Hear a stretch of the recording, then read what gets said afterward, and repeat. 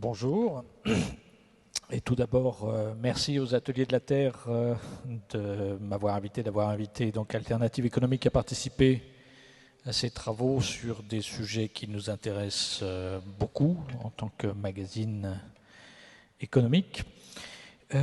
Donc nous allons parler avec nos intervenants de énergie et production locale. C'est une problématique qui intéresse beaucoup les Français et les Européens, puisqu'ils n'ont pas beaucoup, enfin ils n'ont plus beaucoup d'énergie fossile sur leur territoire et ils en font venir d'assez loin, ce qui pose à la fois des problèmes de coûts et des problèmes géopolitiques parfois complexes, mais c'est aussi une problématique qui intéresse beaucoup d'autres pays du Sud. On l'a entendu en particulier dans le panel précédent à propos du Sénégal ou du Maroc. Comment est-ce qu'on peut produire de l'énergie de manière localisée d'une part et d'autre part en économiser pour ne pas avoir à en faire venir de loin et pour ne pas avoir à en dépenser dans les transports. Donc pour aborder ce sujet, deux intervenants. Myriam Maestroni, donc, qui est la fondatrice et présidente de la société Économie d'énergie SAS. Donc comme son nom l'indique, elle nous parlera, je pense, beaucoup d'économie d'énergie surtout. Et Pascal Mauberger, donc, qui est le président du directoire de McPhy Énergie France, qui lui s'occupe plutôt d'énergie renouvelable et de stockage de l'énergie. Donc on va procéder de manière assez simple et classique. Je vais demander à chacun de nos deux intervenants quelques mots d'une intervention liminaire. On va essayer de les faire dialoguer ensuite, mais je crois qu'ils ont l'habitude de dialoguer sur ces questions. Et ensuite, on répondra à vos interrogations, à vos questions à ces sujets. Donc Myriam Maestroni, vous expliquez, je pense, surtout que le meilleur moyen de produire de l'énergie, c'est de ne pas en consommer, et que c'est sans doute la première des choses qu'il faut rechercher. Oui, bonjour. Alors, je suis toujours ravie d'être dans des lieux pareils. Ça me rappelle combien notre pays est magnifique déjà. Mais en même temps que nous sommes dans un pays où nous avons construit il y a bien longtemps et que peut-être donné que nous n'avons pas tous en tête, nous avons en France un parc d'un peu plus de 30 millions de logements et nous avons appris depuis 2006, à date d'entrée en vigueur du fameux diagnostic de performance énergétique, les petites étiquettes de couleurs que l'on a vu fleurir dans les vitrines des agences immobilières, que tous ces logements n'étaient pas égaux en matière de consommation énergétique et que quand on vivait dans un appartement neuf en catégorie A, on allait consommer 50 kWh par mètre carré par an et que quand on vivait dans un logement en G, c'était 9 fois plus. Donc, tout ça pour dire que les économies d'énergie s'appliquent dans le transport, mais aussi dans le logement. Et donc, c'est vrai qu'aujourd'hui, parler du problème de la dépendance énergétique, parler de la réduction du CO2 et des gaz à effet de serre, sans parler de l'efficacité énergétique, paraît une hérésie. Et quand, moi-même, j'ai fait toute une révolution, puisque j'ai passé 20 ans dans l'énergie, je dois avouer que je suis un transfuge du pétrole et du gaz, donc j'arrive avec Économie d'énergie que j'ai créée en 2008, avec finalement en tête une idée qui est tiens, c'est curieux, on a très très bien marketé, j'ai vu Christian tout à l'heure, le 3x20.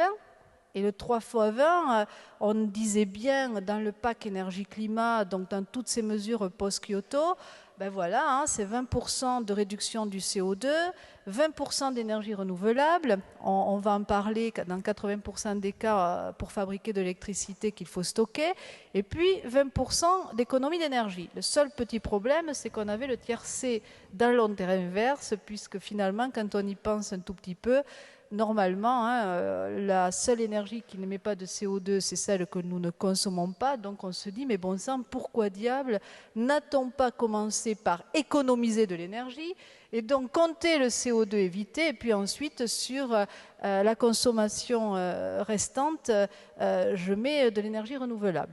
Donc voilà un petit peu en quoi l'économie d'énergie aujourd'hui devient importante. Et pour dire quelques mots sur l'entreprise que j'ai fondée en 2008, eh bien, Économie d'énergie est née, comme on dirait aujourd'hui, comme un pure player, puisque ça a été le premier site grand public sur l'énergie et l'efficacité énergétique. Et donc, pourquoi grand public? Parce qu'en général, quand on parle d'énergie et d'efficacité énergétique, et je ne pense pas que Pascal me contredise, on est toujours entre experts, où on sait en général pas mal de choses. Il y a plein de choses qu'on ne sait pas, mais on a quand même un jargon d'experts. Et quand il s'agit de le rendre accessible au grand public, on a un peu de mal. Et moi, je me disais, je veux que tout le monde puisse comprendre. Et puis, après ce site qui était pas mal visité, en 2011, on a profité d'une mesure qui est très intéressante aujourd'hui et qui est reprise dans la directive sur l'efficacité énergétique au niveau européen, qui est finalement une forme de fiscalité innovante en matière de climat, avec les certificats d'économie d'énergie qui ont amené les industriels, notamment les énergéticiens, à aider leurs clients à consommer moins sous peine d'avoir à payer des pénalités. Et donc, on a utilisé, si vous voulez, cette mesure-là qu'on a conjuguée à un savoir-faire d'énergéticiens et de mise en œuvre de l'énergie de façon rationnelle, donc quelque part l'efficacité énergétique, pour accompagner des travaux de rénovation énergétique et nous avons aujourd'hui une entreprise que j'ai montée vraiment de zéro. On était 10 à l'origine avec plus de 120 personnes et qui a accompagné 350 000 travaux de rénovation énergétique en France avec de nombreux clients dans tous les secteurs, la grande distribution, puisqu'on travaille dans des logiques surtout B2B2C, donc quelque chose d'assez innovant. Mais au prix, enfin, on rejoint un peu le débat qui a eu lieu précédemment, mais au prix de l'énergie aujourd'hui, ça reste quand même difficilement rentable, l'ensemble de ces travaux. Alors d'abord, ça c'est un raisonnement très français, parce que je rappelle qu'effectivement, la France est un pays où le signal prix, comme on dit habituellement, reste moins audible que dans d'autres pays, puisque c'est certainement un des pays où on paye l'énergie la moins chère parmi les pays européens. Cela étant, quand on fait des travaux de rénovation énergétique qui ont une durée de vie à plus de 10 ans, on doit prendre en compte, malheureusement, je ne veux pas être un oiseau de mauvais augure, hein, j'adorerais me tromper, mais je pense qu'on doit prendre en compte la montée du prix de l'énergie. Donc c'est un premier facteur qu'on ne prend pas forcément en compte quand on a le type de propos que vous venez d'avoir. Et puis surtout, on s'aperçoit que les logements commencent à avoir une valeur verte. Et que finalement, les gens, au bout de 10 ans pratiquement, quand ils voient la petite étiquette et qu'ils achètent leur maison sur le marché transactionnel, ben, quand ils vont acheter un logement ou louer un logement, puisque c'est obligatoire dans les deux cas, en catégorie inférieure à D, à nouveau 50% des cas, ben, ils vont peut-être pas payer le même prix parce qu'ils vont avoir des coûts d'exploitation de leur logement différents. Donc quand on commence à mettre bout à bout la valeur du logement, le fait qu'on a une population qui vieillit, donc en général quand on vieillit, on reste plus longtemps chez soi, on est plus frileux, on a moins d'argent, j'adorais aussi me tromper, et si l'énergie coûte plus cher, eh bien finalement je crois que le raisonnement de dire ah oui mais le payback n'est pas suffisamment important est un peu court-termiste et ne prend pas forcément en compte l'ensemble des aspects liés quand même à avoir un toit sur sa tête qui fait partie des premiers besoins cités par Maslow. Mais il y a derrière ça aussi peut-être des questions malgré tout de régulation. Donc on a parlé de taxes tout à l'heure, mais sur ces questions de rénovation des logements, on a beaucoup discuté et on a encore renoncé à une mesure relativement simple, c'est de dire les gens doivent rénover les logements quand ils les remettent en vente ou quand ils les remettent en location. Vous pensez que ce serait des mesures efficaces, même si elles ne sont pas forcément très populaires? Je pense que on est dans un pays, ici en France, où on a quand même une tradition beaucoup basée sur les réglementations, les obligations. Moi, personnellement, je ne dis pas qu'il ne faut pas faire, mais je pense qu'on vit à un moment où ça devient un peu lourd, parce que entre l'ensemble des taxes qui nous tombent sur la tête, des obligations qui nous tombent sur la tête, je me dis quel est le seuil de résistance des Français et jusqu'à quel point on peut tout le temps obliger.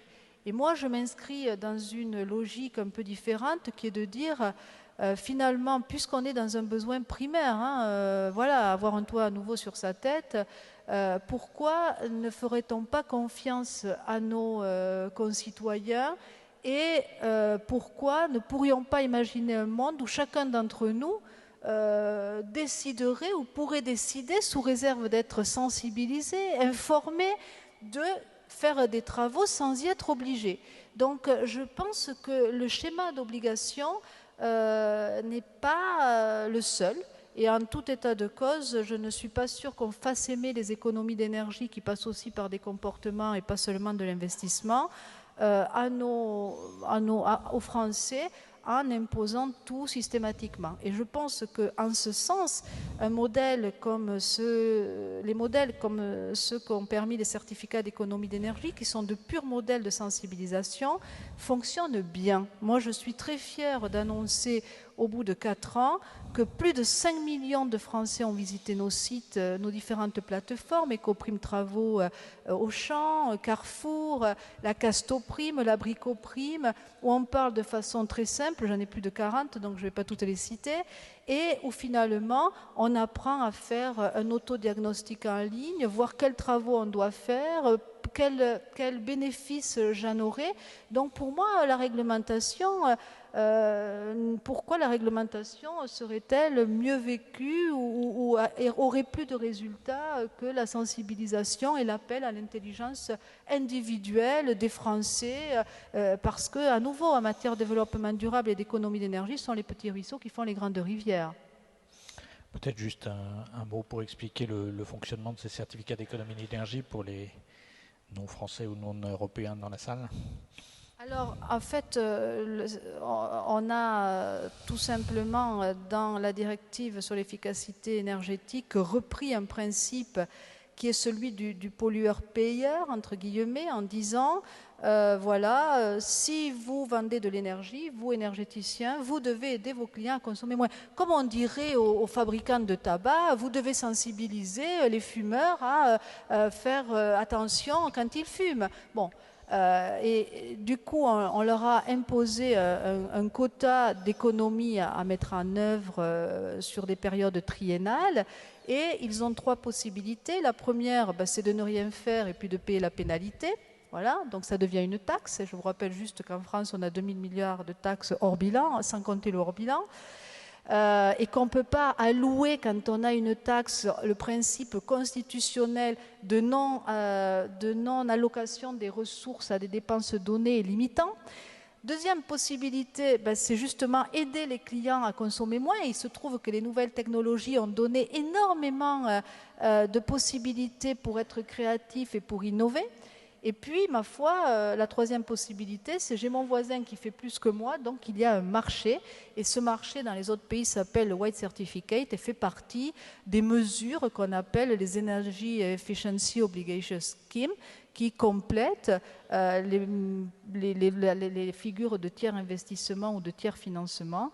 Donc, c'est en ce sens que j'appelle cela une mesure de fiscalité innovante et qui fait appel à l'intelligence à nouveau de chacun et à la créativité et à l'innovation et certainement aux nouvelles technologies. Merci.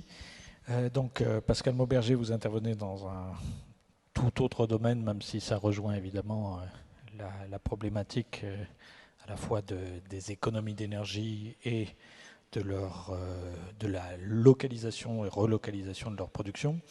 Donc on assiste poussé par les pouvoirs publics, mais aussi par la nécessité en particulier de décarboniser la production d'énergie, au développement des énergies renouvelables, mais un des problèmes que ça pose, c'est en particulier le stockage de l'électricité qu'on ne produit pas forcément au moment opportun, mais je crois que vous avez des solutions à proposer. Tout à fait. Alors effectivement, l'énergie qu'on n'aura pas économisée, il faut la produire. Et on est à la conjonction de plusieurs éléments. D'abord, il y a une constante augmentation de la population mondiale, en très forte accélération. Un accès de cette population de plus en plus important au confort et donc à l'énergie. Et malgré toutes les économies qu'on peut faire, une augmentation très sensible de la consommation d'énergie. Ceci, mis en face du réchauffement climatique, fait qu'on a l'absolue nécessité de réduire les émissions de gaz à effet de serre. C'est l'objet de cette conférence, c'est l'objet de la COP21. On est bien tous convaincus de ça. Et pour faire cela, il n'y a pas 36 000 solutions, c'est développer les énergies renouvelables. Alors les énergies renouvelables, elles ont un superbe intérêt, c'est qu'effectivement, elles sont produites à partir d'événements naturels, à partir d'éléments naturels, de ressources naturelles, mais elles induisent un changement de modèle, un changement de paradigme extrêmement important dans la façon de gérer, de distribuer et de produire notre énergie. Jusqu'à il y a très peu de temps, on avait l'habitude d'avoir une énergie qui était produite essentiellement à partir d'énergie fossile ou du nucléaire pour la France, mais qui était produite quand on avait des consommateurs en face, quand on avait besoin. Et que fait-on depuis une quinzaine d'années? On produit de plus en plus d'énergie renouvelable, c'est-à-dire du photovoltaïque pour beaucoup, de plus en plus d'éolien et puis un petit peu de biomasse. Mais à 80%, ces énergies renouvelables sont de l'électricité qui est produite non pas quand il y a des consommateurs en face, mais quand on a du vent ou du soleil, ou des marées ou des courants marins. Eh bien ça peut se gérer relativement simplement quand on a finalement quelques pourcents, jusqu'à 5-10% d'énergie renouvelable dans un mix, ça ne se voit pas. Pourquoi? Tout simplement parce qu'en fait, on va réduire les autres moyens de production habituels, les centrales. Je reviendrai sur le mot centrale, parce que maintenant on avait des modes de production centralisés. Donc on réduit ces centrales, qu'elles soient thermiques ou qu'elles soient nucléaires, eh bien on les réduit pour faire de la place aux énergies renouvelables quand elles arrivent sur les réseaux électriques. Et puis, quand on franchit la barre des 20-25%, ce qui est en train d'arriver dans beaucoup de pays, eh bien, on a de plus en plus de mal parce qu'on a beau réduire à leur minimum technique toutes ces centrales de production, eh bien, on n'y arrive plus. On n'arrive plus à faire de la place. Et vous avez de plus en plus de situations, dans le nord de l'Europe en particulier, où il y a des régimes de vent extrêmement importants, où l'éolien arrive massivement sur les réseaux électriques et on n'a plus la place pour les absorber. Et qu'est-ce qui se passe? Eh bien, en fait, le marché de l'énergie va arbitrer là-dessus. C'est pour cela que vous avez de plus en plus de coûts d'énergie négative, et on a des situations où il y a eu des coûts d'énergie négatifs de plus de moins 100 € par mégawattheure pendant des durées relativement longues, c'est-à-dire plus d'une journée ou une demi-journée à une journée sur ces choses-là. Donc ça illustre le fait qu'on a cette problématique-là. Et puis quand on va aller vers les 50 voire les 80%, parce que vous avez des pays comme l'Allemagne qui annoncent effectivement ce genre de taux de pénétration des énergies renouvelables, là on sait qu'il n'y aura plus de solution. C'est-à-dire qu'effectivement il faudra trouver des moyens de stocker l'électricité. Or l'électricité ça se stocke mal. Un électron, quand vous injectez un électron sur un réseau électrique, il faut que quelque part, il y ait un consommateur qui l'utilise. Alors si vous n'avez pas de consommateur parce que les gens n'allument pas les lumières ou ne font pas fonctionner leurs usines, eh bien que fait-on? Eh bien il faut avoir le moyen de stocker cet électron. Alors les modes de production, les modes de stockage classiques, et le plus utilisé aujourd'hui, on y reviendra sans doute, ce sont les stations de transfert d'énergie par pompage. Donc je prends un barrage dans une région si possible montagneuse, un barrage aval, un barrage amont, et je remonte l'eau du barrage aval vers le barrage amont, et puis quand j'ai besoin de cette énergie, je fais le contraire, je returbine et je recrée de l'électricité à ce moment-là. Mais ça, c'est pas tout à fait à la hauteur du problème, pour une raison simple. Si vous regardez simplement en France, notre territoire, l'ADEME dit qu'on aura 70 TWh annuels d'énergie renouvelable qui sera gaspillé à l'horizon 2040-2050. Et aujourd'hui, les plus grandes steppes, c'est de l'ordre de 30-35 gigawattheures. Donc vous voyez que si pour avoir 70 TWh, il faudrait des centaines, voire des milliers de steppes. Et on sait aujourd'hui qu'on ne va pas reconstruire de barrages dans nos montagnes. On sait tous les problèmes que ça peut poser. Alors, il y a d'autres technologies, les technologies de batterie, on y reviendra si vous voulez. Et alors, j'ai, moi, créé McPhy sur une autre technologie qui est l'hydrogène. C'est pour en venir à mon propos. Donc, l'hydrogène peut rendre énormément de services pour une raison très très simple. C'est que l'hydrogène, d'abord, c'est extrêmement abondant sur Terre. C'est même l'atome sans doute le plus abondant. Il n'est jamais libre ou très rarement libre. Il est combiné au carbone dans les hydrocarbures, et c'est d'ailleurs ce qu'on utilise depuis 2 siècles pour faire de l'énergie. C'est des hydrocarbures, on brûle de l'hydrogène et du carbone pour faire du CO2 et de l'eau. Mais l'hydrogène est également extrêmement abondant dans l'eau, combiné à l'oxygène. Et il y a des technologies qui sont maintenant extrêmement matures, qui permettent de dissocier cette molécule d'eau pour faire de l'hydrogène et de l'oxygène. L'oxygène, généralement, on la laisse repartir dans l'air. Ça ne pollue absolument pas, c'est l'oxygène qu'on respire dans l'air. Et cet hydrogène extrait de l'eau, elle permet en fait de convertir de l'électricité, puisqu'on utilise de l'électricité pour faire cet hydrogène. Et vous avez le pont entre finalement un vecteur électrique qui a du mal à se stocker et un vecteur gazeux qui est l'hydrogène qui lui se stocke très bien. Et c'est sur cette hypothèse-là et sur cette vision-là qu'on a créé McPhy Energy il y a maintenant 7 ans.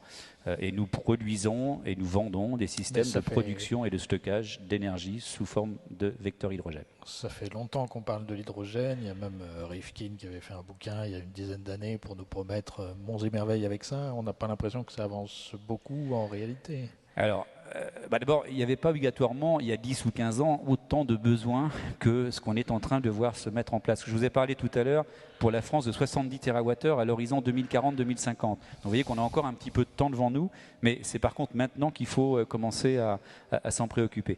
Ce qui manquait aussi beaucoup, jusqu'à maintenant, c'était la technologie des piles à combustible. Les piles à combustible, ça vous permet c'est exactement le contraire de l'électrolyse. Donc vous reprenez de l'hydrogène et de l'oxygène et vous refaites de l'électricité. Et c'est sûr, on a besoin de cette technologie-là pour développer ces technologies énergie-hydrogène. Et ça manquait beaucoup jusqu'à il y a à peu près 4-5 ans. C'est-à-dire qu'on avait des piles à combustible qui étaient encore des objets un peu de laboratoire, de développement, mais qui n'avaient pas les durées de vie, qui n'avaient pas les coûts suffisants pour rentrer sur les applications industrielles. Ça a beaucoup changé. Et ça a changé, et la meilleure illustration de cela, c'est le fait que les constructeurs automobiles s'emparent maintenant de ces technologies-là pour proposer des véhicules électriques piles à combustible. Donc vous allez avoir, et c'est le plus grand constructeur mondial qui est Toyota, a commercialisé à partir de décembre l'année dernière sa Mirai qui est une berline plutôt haut de gamme, mais qui s'est commercialisée au Japon, qui se commercialise aux États-Unis, en Californie, qui va commencer à se commercialiser en Europe. Et là, on est sur des véhicules électriques qui vont avoir 5 à 600 km d'autonomie, que vous rechargez en 3 minutes, exactement comme vous avez l'habitude de recharger votre véhicule en essence ou en gazole. Et là, on est sur une mobilité électrique qui va pouvoir se positionner sur des usages interurbains et qui va compléter. Alors ne me faites pas surtout opposer véhicule électrique à hydrogène, véhicule électrique à batterie. C'est toujours le même véhicule électrique. C'est toujours une mobilité, c'est toujours une traction ou une propulsion électrique. Par contre, c'est très complémentaire. C'est-à-dire que le véhicule électrique à batterie qui va faire ses 100 à 150 km, sauf dans certains cas sur lesquels vous me questionnerez certainement, va être parfait pour faire de la mobilité urbaine, bien souvent partagée, et Autolib l'a parfaitement bien démontré à Paris, par exemple, et on voit ça se développer dans toutes nos villes. Moi, je suis grenoblois, donc on a cela maintenant à Grenoble également.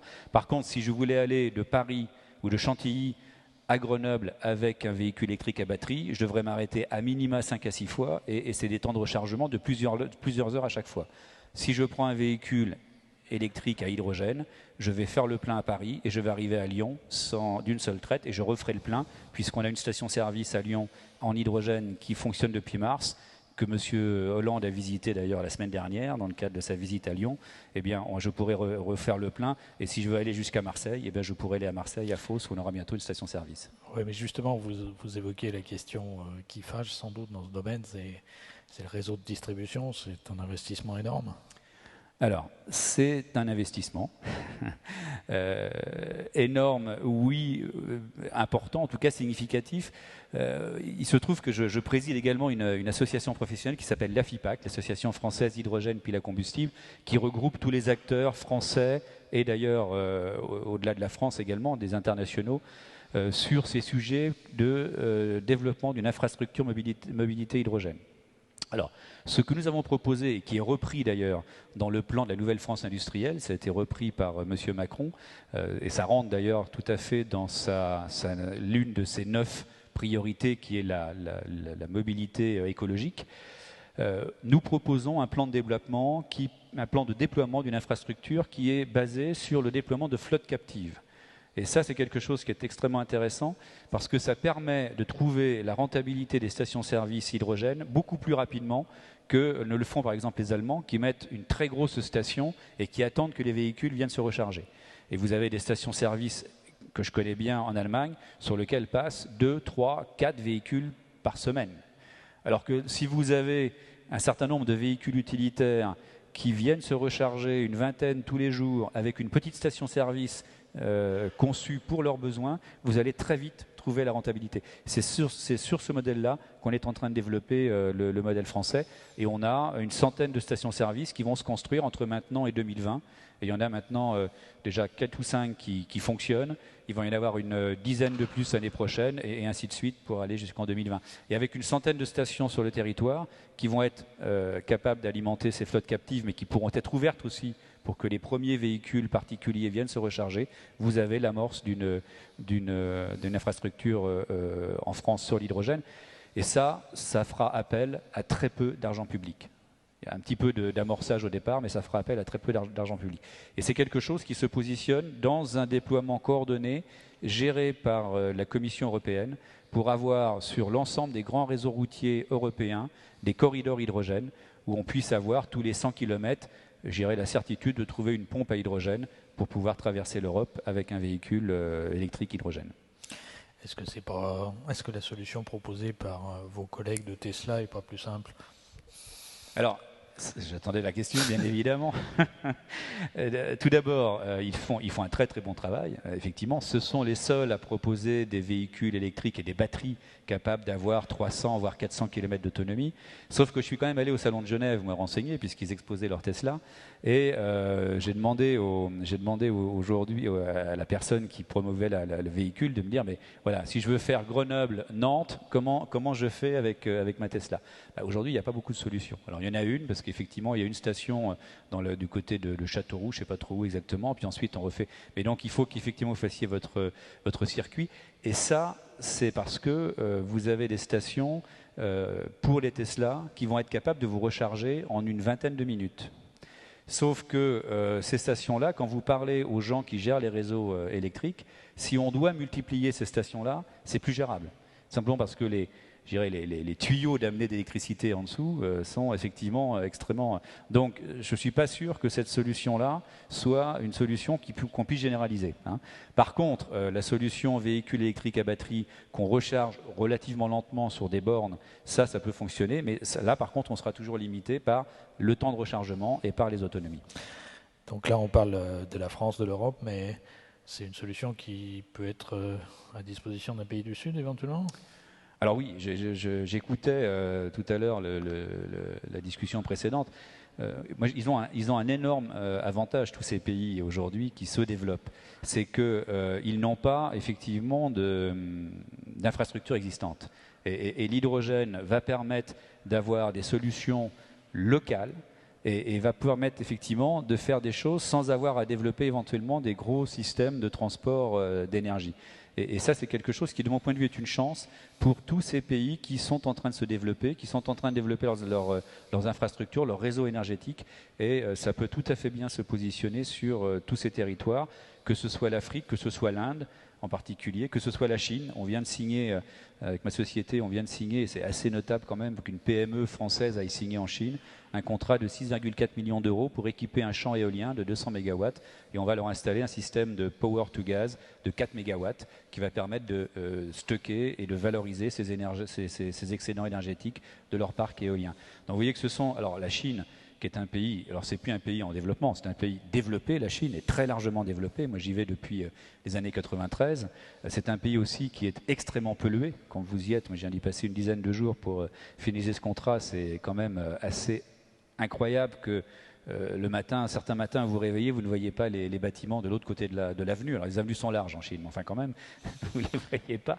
Et c'est quand même assez incroyable. Et ce sont des gens maintenant qui ont le niveau de développement qui convient, qui ont des niveaux de vie qui sont tout à fait, à peu près équivalents, pas tout à fait, mais à peu près équivalents aux nôtres, et qui veulent avoir une qualité de vie équivalente à la nôtre. Alors on est dans la province du Hebei. La province du Hebei, c'est la province qui entoure la cité capitale. C'est aussi la province où il y a toute la sidérurgie chinoise. Donc c'est une des provinces les plus polluées. Donc ces gens-là, aujourd'hui, disent on a et on continue à investir massivement dans l'énergie renouvelable, et en particulier l'éolien. Mais maintenant, on se préoccupe de plus en plus d'optimiser le revenu de ces fermes éoliennes ou de ces fermes photovoltaïques.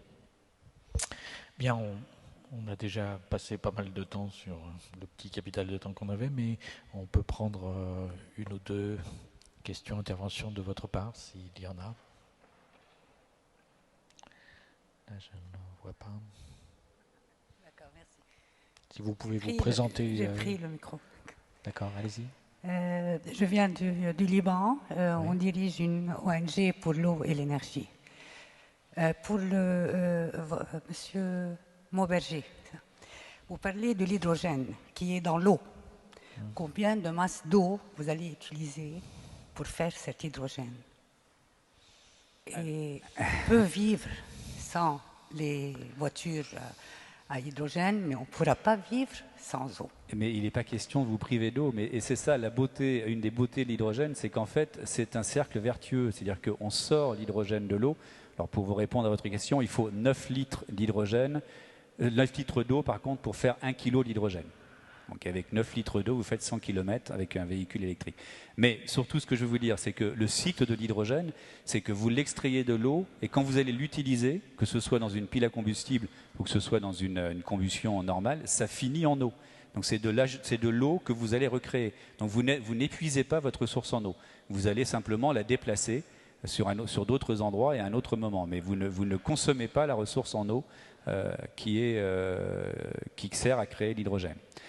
D'autre point, c'est qu'on peut prendre à peu près n'importe quelle eau. Alors, il ne faut quand même pas que ce soit de l'eau de mer, mais on peut prendre à peu près n'importe quelle eau pour faire de l'hydrogène. Ensuite, on va, nous, dans nos systèmes, l'adoucir pour avoir les qualités qui vont bien, mais ce n'est pas une eau de qualité exceptionnelle. Je peux encore dire une chose, s'il vous plaît. Allez-y, madame. On va être là dans plusieurs années avec les organisateurs, et on va dire comment on a pollué cette eau que vous allez utiliser pour l'hydrogène et on va trouver de nouvelles solutions.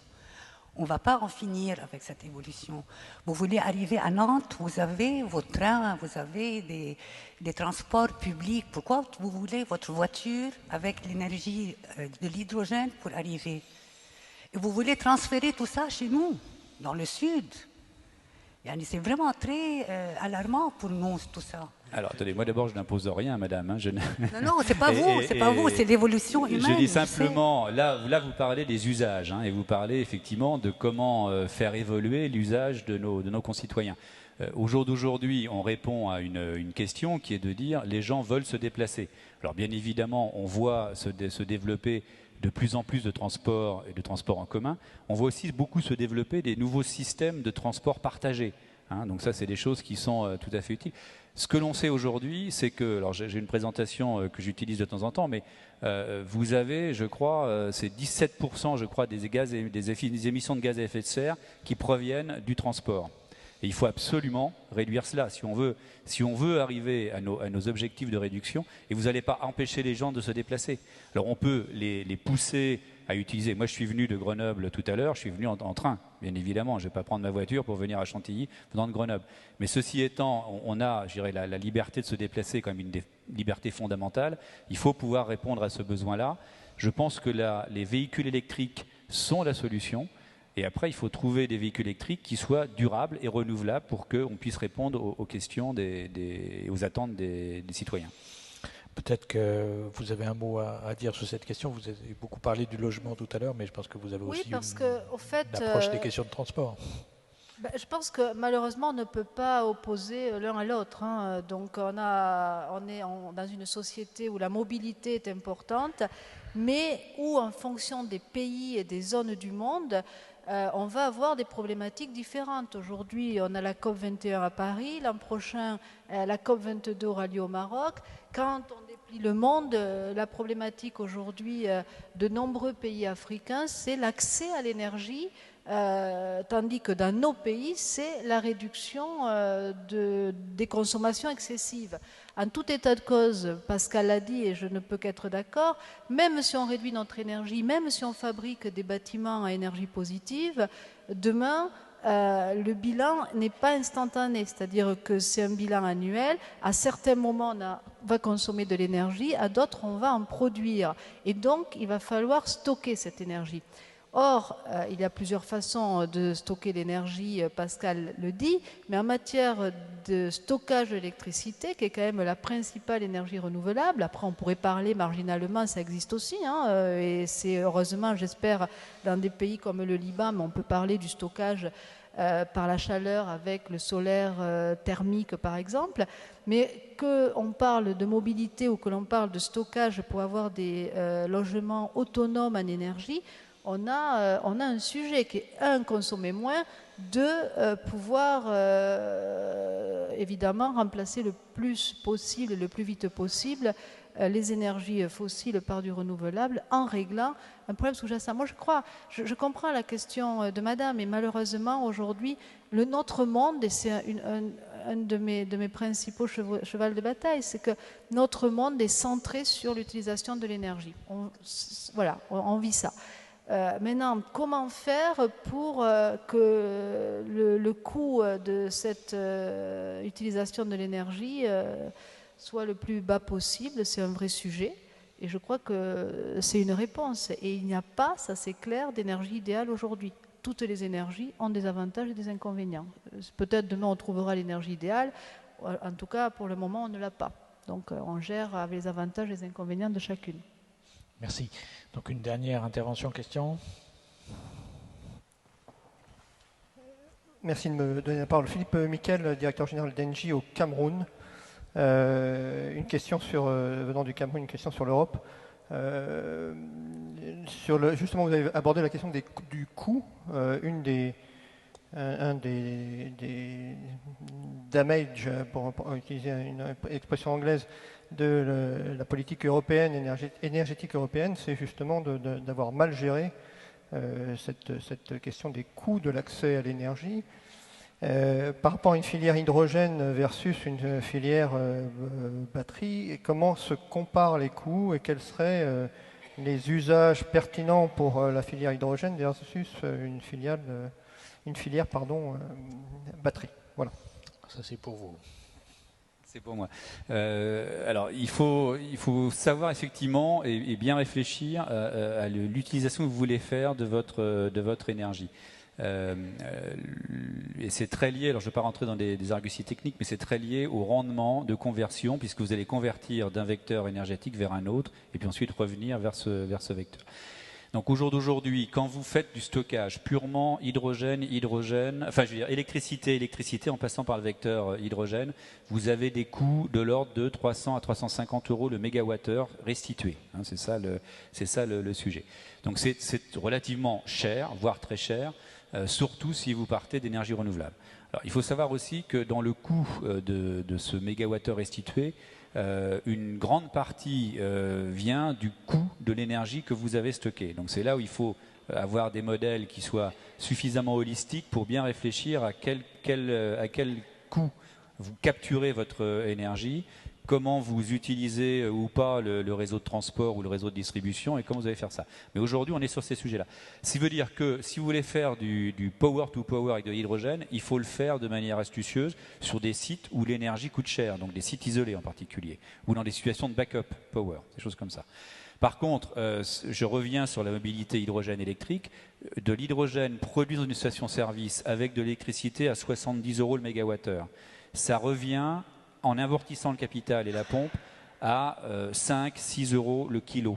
Et vous faites, comme j'ai dit tout à l'heure, 100 km avec 1 kg d'hydrogène.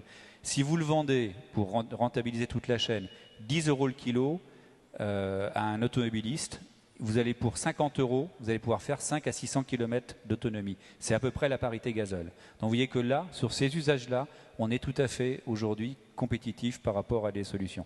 Et puisque vous êtes d'Engie, et c'est des sujets que regarde beaucoup votre groupe, c'est comment utiliser les réseaux de transport de gaz naturel, en particulier en Europe, pour transporter finalement de l'éolien ou du photovoltaïque dans ces réseaux de gaz. Alors pourquoi? Tout simplement parce que comme on économise de plus en plus, on a des bâtiments qui sont de moins en moins énergivores, voire des bâtiments à énergie positive. On a des consommations de gaz qui se réduisent. Donc on a une infrastructure de transport de gaz qui est de moins en moins utilisée. En France, le réseau de transport peut transporter 500 TWh par an, et aujourd'hui on en est largement en dessous. Donc on a la capacité d'utiliser ce réseau de transport alors qu'on est paradoxalement en train de devoir surinvestir dans certains cas sur le réseau de transport d'électricité et sur des boucles locales parce qu'on a des afflux massifs d'énergie électrique renouvelable sur ces réseaux-là alors qu'on a un réseau de transport qui est en fait moins utilisé. C'est des sujets que regarde beaucoup votre maison, on les connaît bien et on travaille avec eux et c'est tout ce qui sous-tend le power to gas. Alors effectivement, quand vous injectez de l'hydrogène, même à zéro coût d'énergie primaire dans un réseau de gaz, vous allez mélanger de l'hydrogène avec du gaz naturel. Le gaz naturel, c'est de l'ordre de 50 € le mégawattheure. L'hydrogène, c'est de l'ordre de 100 à 150 €. Donc il y a une perte de valeur. Mais c'est ça qu'il faut regarder de manière un peu holistique. Et c'est tous ces sujets-là qui sont en train de se travailler actuellement. Et c'est pour ça que quand je dis l'horizon 2040-2050, ça se prépare maintenant. Parce que c'est entre maintenant et 2030 qu'il faut regarder tout cela. Investir ou pas. D'accord. Merci. Peut-être juste un mot de conclusion de Madame Maestroni.